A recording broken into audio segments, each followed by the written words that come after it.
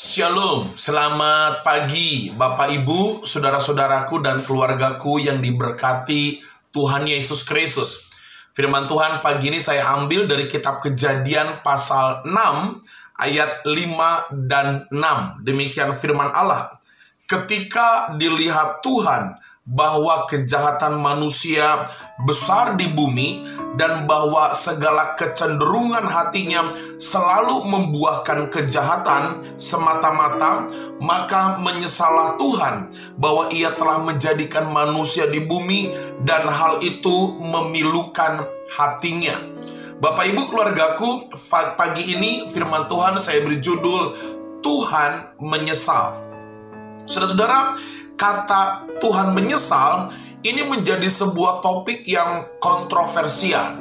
Artinya ada banyak orang seringkali memperdebatkan kata ini seolah-olah Tuhan tidak konsisten dengan firman-Nya. Bapak Ibu, saudara-saudaraku, kalau kita menelaah ayat ini, maka sebenarnya ini menjadi cambuk bagi kita orang-orang percaya.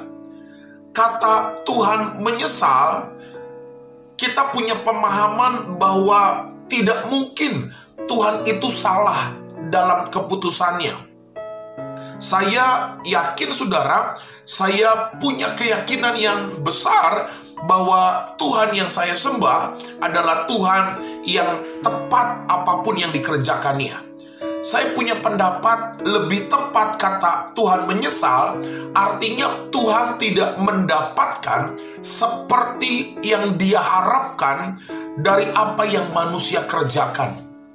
Atau mungkin kalimat singkatnya Tuhan menyesal itu bicara tentang Tuhan kecewa.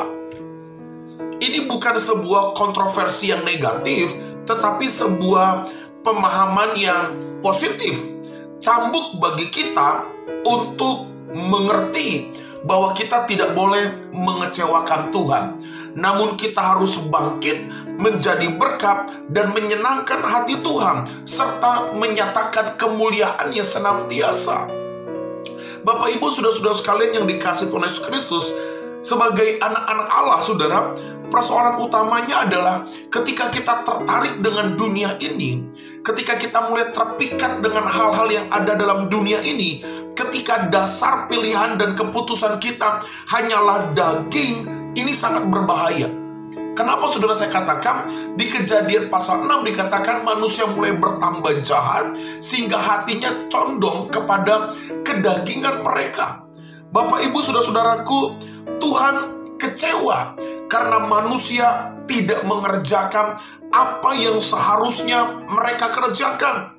Dari pihak Allah saudara, Tuhan sudah kasih yang terbaik, Tuhan sudah sediakan yang terbaik bagi anak-anaknya.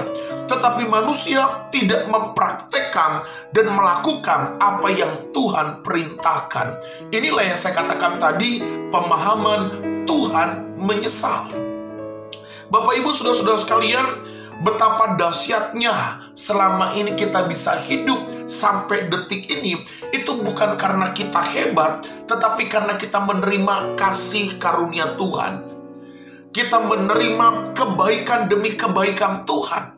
Bapak Ibu saudara-saudaraku, ketika Tuhan menyatakan kasih karunia, Tuhan membela kita, Tuhan menjadikan kita lebih daripada pemenang. Karena itu pagi ini mari kita berpikir bagaimana supaya kita tidak membuat Tuhan menyesal.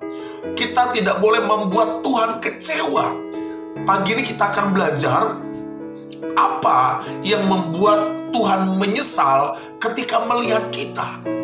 Apa yang harus kita lakukan sehingga ketika Tuhan melihat kita, Tuhan tidak menyesal. Saudara, saya menulis ada 3 hal yang harus kita perhatikan supaya Tuhan tidak menyesal melihat kehidupan kita. Yang pertama saudara, ketika kita diberkati tetapi kita melupakan dan menjauh dari Tuhan.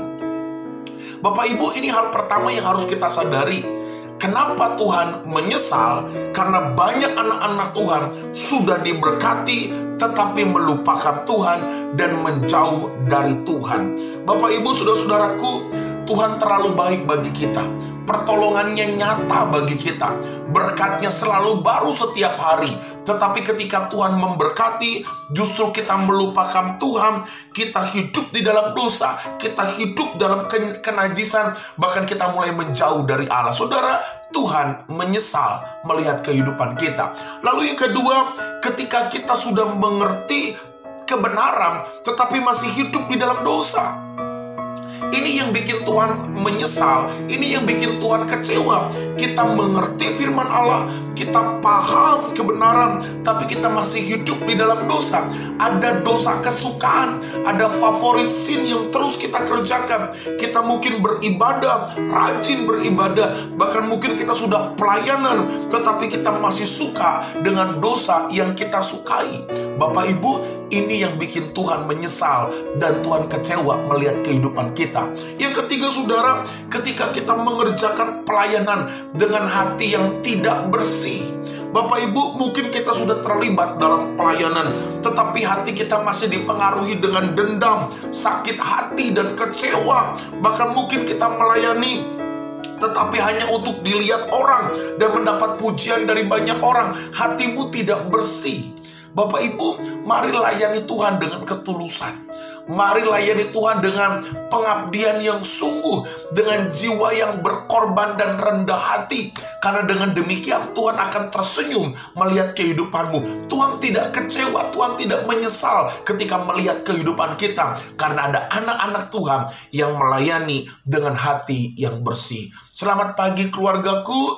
Mari kita berlomba-lomba, kita berkomitmen bersama. Kita tidak boleh buat Tuhan menyesal atas kehidupan kita. Kita tidak boleh buat Tuhan kecewa atas kehidupan kita. Biarlah melalui kehidupan kita, nama Tuhan dimuliakan dan diagungkan. Shalom.